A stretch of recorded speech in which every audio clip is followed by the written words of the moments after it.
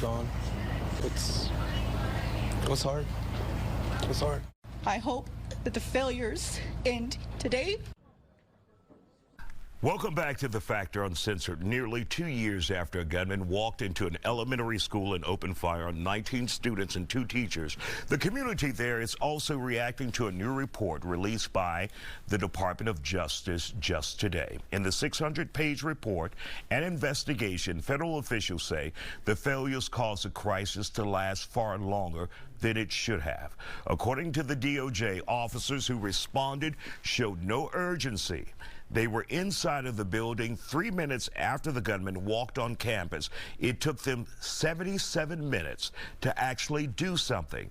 The DOJ will not be bringing any charges because it does not fall in their jurisdiction. Joining us to talk about it here on The Factor Uncensored, Fort Bend County Constable Nabil Shaikh, HTX Tactical Gun Shop owner Georgia Brago, Captain Smokey Phillips of the Harris County Afro-American Sheriff's Deputies League, and Cody McCubbin. And you may know him. He has his own connection to school shootings. He was a board member at the time of the shooting in Sandy Hook. School board member. Glad to have you all here on The Factor. So, Cody, when you see this report from the Justice Department, and they were asked by the then mayor to come in and investigate and give their results, and now we have the results. Your thoughts on what we're learning? I think it's pretty much what everybody already kind of knew. I don't think we got anything really. I don't think we knew that a woman was in a corridor and just left there and she died. I don't think we knew children were put on buses with bullet wounds, right, and some of them died.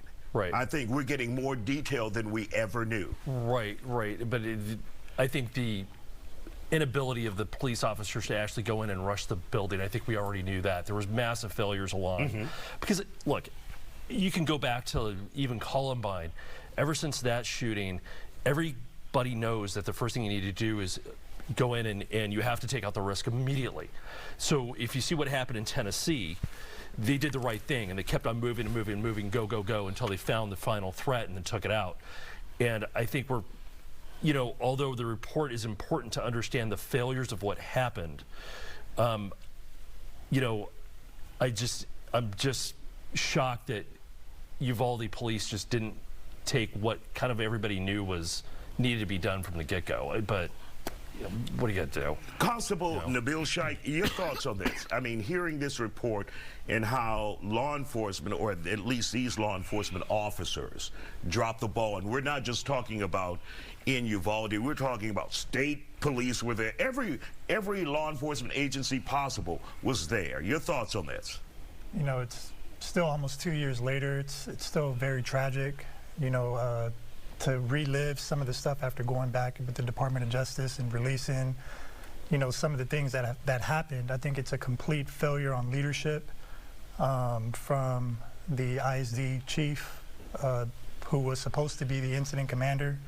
But it goes back to officer training from the very beginning. You know, if there's a threat, an active shooter situation, you don't wait for incident commanders. You don't wait for any of that stuff. You go in directly. That's what we're trained. That's what we're taught to do. And it's just a complete failure on leadership. You know, since the Uvalde shooting, you know, my office, we have been able to patrol consistently 17 schools, elementary schools, middle schools, high schools, in the wake of that shooting. And so we're trying to take proactive measures now. We do regional trainings with active shooters, which I know Captain Phillips will be able to kind of talk a little bit more about. And of course, George, we heard when this incident first happened that many of these officers had gone through training. Right. But now we're hearing from the feds they didn't have the training. Your thoughts about that? You know, they might have gone through some training. They definitely didn't apply any training at all. It seems like they walked in the building, their balls shriveled up. You know, they should have been in there. They should have been going through the doors, and they should have been clearing rooms, and they should have just went and found the suspect and ended it there. You know, they walked in, what, hour and a half, almost an hour and a half later, that they let the thing, they let it go on. Horrible. And Captain Phillips, in the last 30 seconds we have here, and we'll continue with you after the break, Your thoughts on the when the law enforcement with their response to all of this, your thoughts on that? Well, the response is very critical during an active shooting. Leadership is very critical during events like this. In Harris County, Houston, we're trained to go in immediately and neutralize the threat.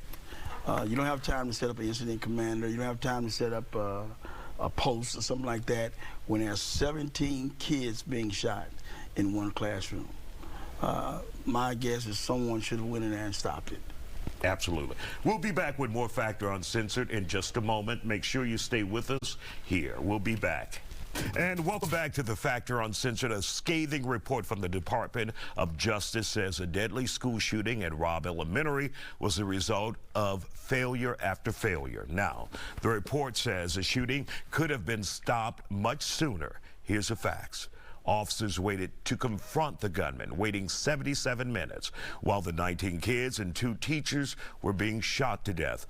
Our guests are back for this on the Factor Uncensored. Now that we have this information, Cody, and of course, for those who don't know, he served on the school board in Sandy Hook when that shooting took place. Yep. Now that we have this information, Cody, what should be done with it? Or what can be done with it? I don't know. I mean, I guess there's always a postmortem that you can kind of go through and try to weed out what's wrong. I think everybody knows what happened and what was wrong. I don't think it's really a big mystery.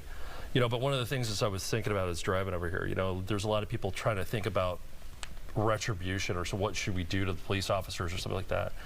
And trust me, I mean, you know, I remember when I was in Newtown in Sandy Hook, you know, after seeing the first responders having to deal with that, those men were broken. They were completely destroyed. Mm-hmm. You can't tell me that these men that went to that school aren't feeling the weight of everything that's happened since then. There's a certain amount of, there's going to be a hole in those people's souls that will never be filled. It's tragic not only for the families, I mean, and that will never be fixed, but I mean, there's no winners here, right? I think that's what everybody has to remember. And, you know, hopefully we can start doing something that's of real substance. Because this kid probably should have been in an insane asylum, to be honest. But we have to start really thinking about ways to deal with these individuals that have these homicidal, suicidal thoughts. Because we have to start doing something. And Constable, is that punishment enough for the law enforcement officers that this will live with them forever? You know, that's a lot to go through to experience. Mm-hmm. You know, I was involved, you know, in a shooting, shot at point blank range, and you know, I still have dreams about it. You know, so I can just imagine what some of those officers, troopers, deputies, everybody that responded. I believe it was 5 or 7 different law enforcement agencies that responded there. But we got to start with accountability. Accountability starts at the top. A lot of those officers may have not had the right direction because they didn't have the right leadership. Mm-hmm. And so I think, you know, the district attorney's office out there should really look at accountability starting from the top and then make its way down. All right. George, let's hear from you, and then Smokey from you as we wrap up tonight. Just like he's saying, you know, the squad is only as good as their leader. So accountability from the top. You know, how do you reprimand a whole law enforcement squad? I mean, can you? I don't know. I really don't know. But training, starting at the top, all the way down, for sure. All right, Smokey. And like I said earlier, it was a very voluminous report, 600 pages. Craft our way through that, we can serve as a model of what we should not do. So I look at it that way, and on the constable saying, police officers sitting in that hallway is tough. It's something that's going to live in their lives forever, because you're sitting in the hallway waiting on instructions from someone who don't give you instructions when you know that the kids are being killed in there. So it's something tough to live with in your law enforcement career. And you know, sometimes as a cop, you just have to, you know, just go in. I don't know that they needed instructions. If you're not getting instruction, but you know it's the right thing to do, mm-hmm. I don't think there's an executive in law enforcement that would discipline that officer for acting and going in and stopping that threat. Trust me, they're going to be second-guessing the decisions for the rest of their life. All right. We want to thank you all for joining us.